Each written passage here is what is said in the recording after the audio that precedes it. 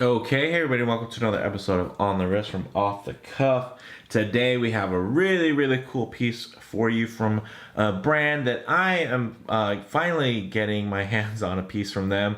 Definitely have had my eye on this microbrand for quite some time. Mercer Watch Company, they were founded in 2014 out of New Jersey in the good old US of A. They are a US based microbrand that have basically, they focus on high spec, high value, stylish, entry level watches. Now, this particular type of watch is a pilot's watch, and it's as far as key characteristics and common design language, you're gonna be looking for something that has a very nice balance of legibility and functionality. This particular model is their limited edition airfoil. Now, what makes this piece special is that it does have, the quote-unquote ruggedized stainless steel case, which basically means that they've hardened the stainless steel to be 7 times stronger than normal steel. So really nice. I mean, I haven't taken a screwdriver to it or anything, but it hasn't picked up any scratches since I've had it, and I've had it for since it came out. So I'm really happy with it thus far, and it definitely is a nice kind of feeling of comfort to not have to worry about scratches, which is pretty cool. Now, another thing that's really cool about this particular piece is that it's hand assembled in the US. So normally anything that's going to be hand assembled in the US, even if the pieces come from anywhere else, and the cheapest bidder, if it's hand assembled in the US, normally a microbrand is going to upcharge you an arm and a leg. Not the case here with Mercer. This watch actually retails for $11.99, but it's been on sale for $8.99. So under $1,000, you're going to get a piece that already, one, has the hardened stainless steel, and now also hand assembled in the US, which is really great, and a very cool feature and kind of a piece of the story to have when you when you wear this watch. It's always nice to kind of have a story and a connection to it, so that definitely adds. Let's go ahead and zoom out and let's get this in hand and cover some of these basic specs. Now, the case is 316L stainless steel, so pretty standard there, but it's been hardened, which is very nice.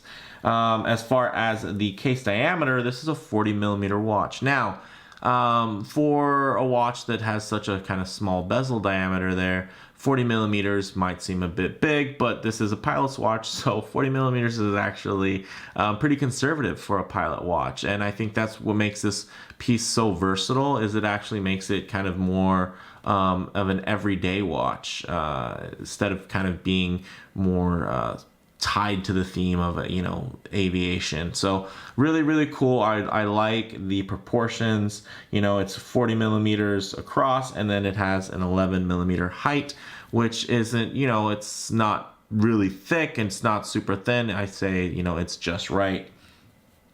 Now, as far as the crystal goes, it is a double dome, so there's no distortion there at angle, which is really nice, and it does have a very thickly applied AR coating, as you can see, and that dome, in conjunction with the AR coating, it makes it, and then of course the way the dial is, sometimes it makes it a little hard for the camera to kind of pick up everything because the indices are reflective.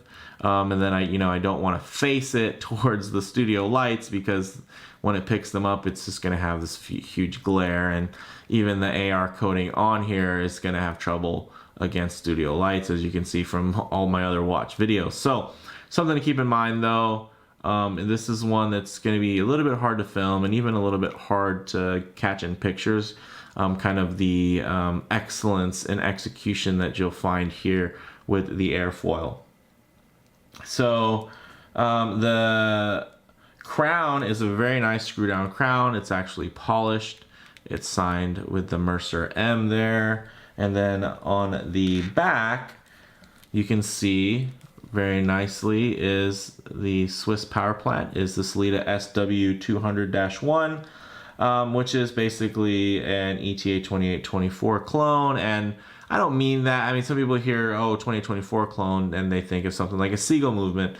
Sellita actually produced parts for ETA. They even produced movements for them, kind of along the way as they were growing. And, once those patents ran out, then they said, hey, we have all the tooling and all the machining to create these movements. Let's go ahead and offer them. So a Sellita movement is by no means, any less of a movement than an ETA 2824. Honestly, it's, there is an extra jewel. So instead of having a, little lubed point there, they actually just put an extra jewel there instead of a metal piece.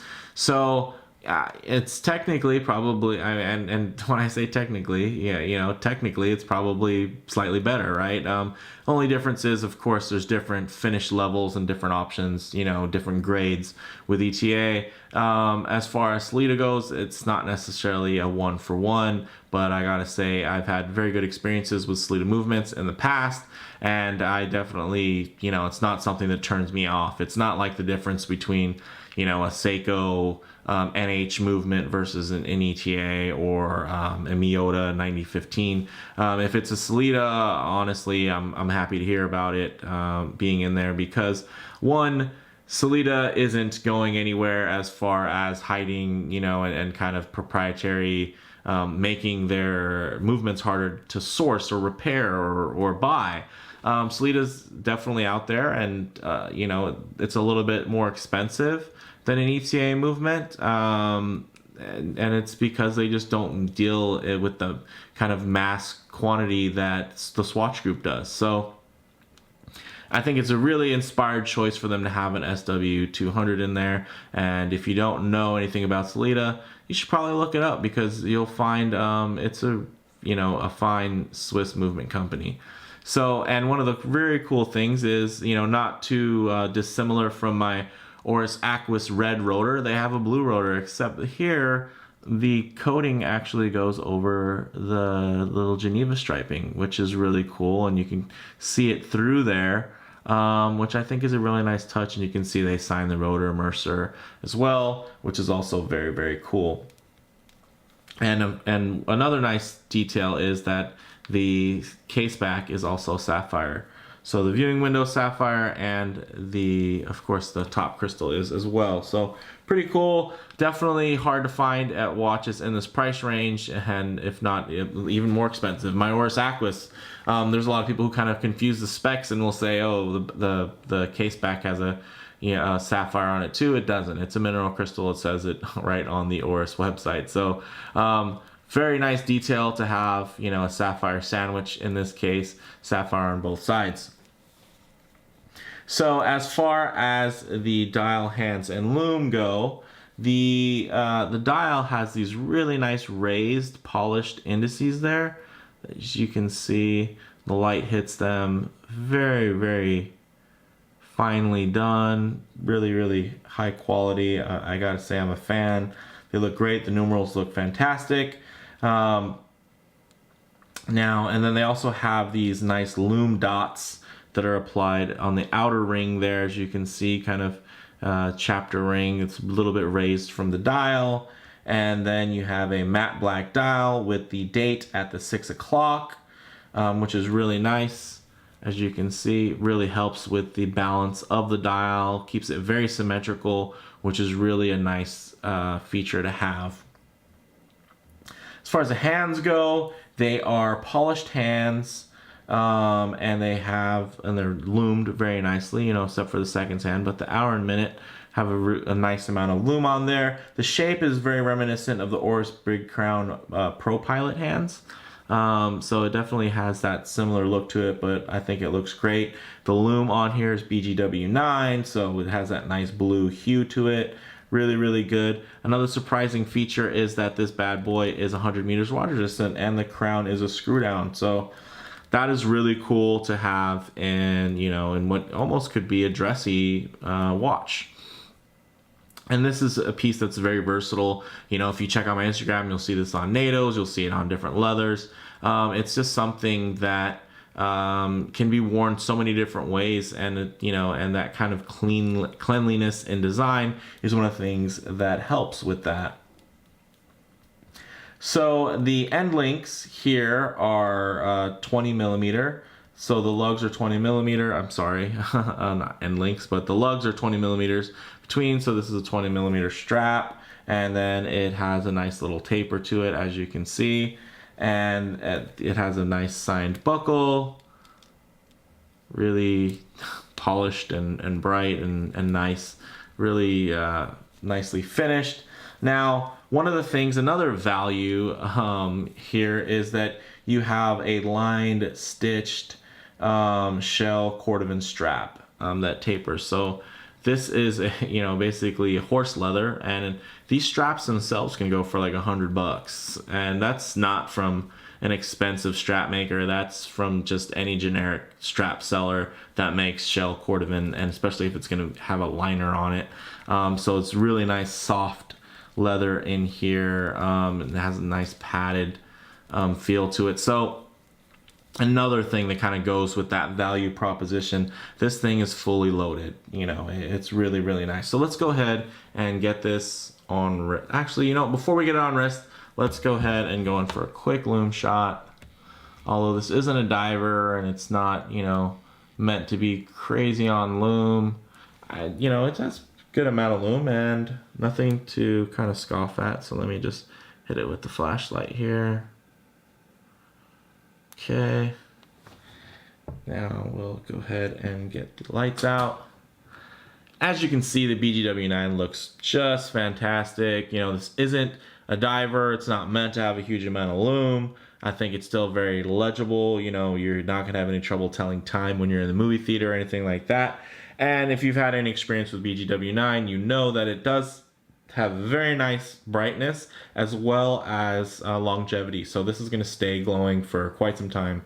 And it does still have a nice pop of initial brightness as well for when it's at that full charge. So really nice. We'll zoom back out and we'll get this on wrist so we can show you how it wears.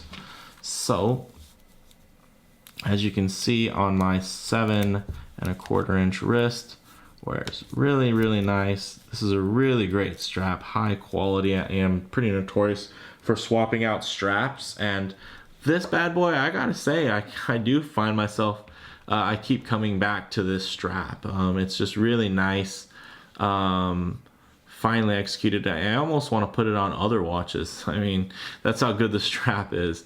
So, up close, of course on a wristy, it's gonna look a little bit large.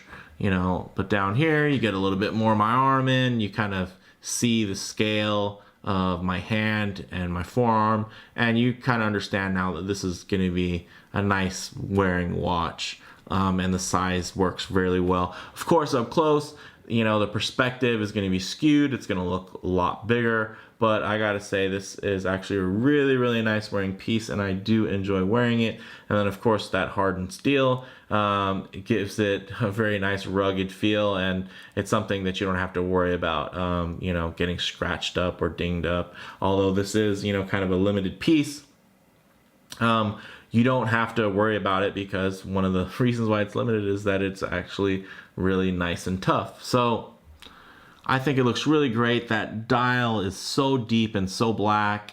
It just looks fantastic, and it plays really well off of that provided strap there, as you can see. Very black, very deep, inky black, and then you have just kind of the highlights when the light reflects off of it. Really, really nice. It's just a really nice kind of modern take on a pilot's watch. It's on wrist. It's extremely versatile. It has a clean, almost industrial design. As far as model variants go, there's a black DLC case, so really cool from that aspect. I preferred the kind of raw finish steel because I'm not really one that's huge on black coating, but DLC, diamond light coating, is definitely the way to go if you're going to have your watch coated versus a PVD. So DLC, very nice. I'm sure it's fantastic. And then basically the options are either the black strap or brown straps. So comparable models, there's a lot more classically styled pilot's watches in this price range, but none of them are quite as feature rich, honestly. So I'm not even going to kind of bring those into the conversation. I'd say, but probably the closest Spec wise, that has something that's close to this price range would be something like the Damasco DA34 or the DA38, which definitely has a more polarizing style and it's a lot more contemporary, but it does also have, you know, hardened case and everything like that, and is a pilot's watch that's been more modernized. So that's a comparable. And of course, you want to compare this to probably the Bremont Solo, right? It shares a very similar design language and specs, except that costs, you know, $4,000. So, you know, more than 4 times the cost of this. And, you know, really the main thing that makes this look like Bremont is that red triangle there at 12. Everything else, I mean, it's not like anyone else owns, you know, the look of a pilot's watch, you know, a triangle and then numerals with you know, a couple hash marks in there. It's something that's very common, and if you actually compare them, you know, the color and that triangle is really what makes them look so similar. But you know, the font's different, you know, the date position's a different place, the hands are different, they're even different colors. That one is more blacked out and just printed on, where this one, you know, it's just a little bit more of a, I guess, more of a kind of classy, dressed up look to it. So, you know, of course, I think they drew some inspirations there, but you know, so did Christopher Ward when they came out with the C60, and you know, nobody was really beating them up about it. So, you know, I don't see why not come out with something that, you know, a red kind of lined triangle there looked good on one watch. Why wouldn't it look good on another? So I think it looks really great, but you know, I you know, kind of can't do a watch review without mentioning, hey, this does have a very glaring resemblance. Of course, if you compare the case itself, much different case, you know, much less complex. It's way more classic as far as its styling goes. It's just kind of the dial layout and color scheme that looks very similar from that aspect. Now the bottom line, you know, it just offers a lot of bang per buck. It's extremely feature rich, you know, as a spec sheet. It's just amazing the fact that you can get it under $1,000. It has a hardened case, Swiss movement, you know, sapphire crystal with AR coating. It's 100 meters water resistant with a signed screw down crown, display case back with a sapphire window, BGW9, shell cordovan strap, hand assembled in the US. You know, it even has a black date disc, right? Just something I nitpick all the time is that, you know, hey, why don't we match the date disc to the dial so it's not such an eyesore? And they did that. You know, this is, you know, to me almost a refined take on, you know, on something like the Bremont Solo. Of course, you know, the Bremont is a very quality piece, but even then, you know, it has a very polarizing audience as far as the way people kind of feel about Bremont. And then the size options are very polarizing as well. It's like it's available in like a 43 or like a 36. So this right here in the 40 millimeter range, I think is just a really nice versatile piece. It goes really well on a NATO. I'll probably be doing another kind of 40 millimeters and under, you know, kind of watch ramble pretty soon. And you'll definitely see this on there because this is definitely something that I enjoy wearing, and I find it to be very versatile and just a great piece. So, hey, big ups to Mercer. You guys really met my expectations and more on this piece. So, very cool way to start out my experiences with a new brand. So, if you liked the video, please hit like. If you haven't already, go ahead and subscribe. And you know, check out more reviews coming your way this year. Thanks. Bye guys.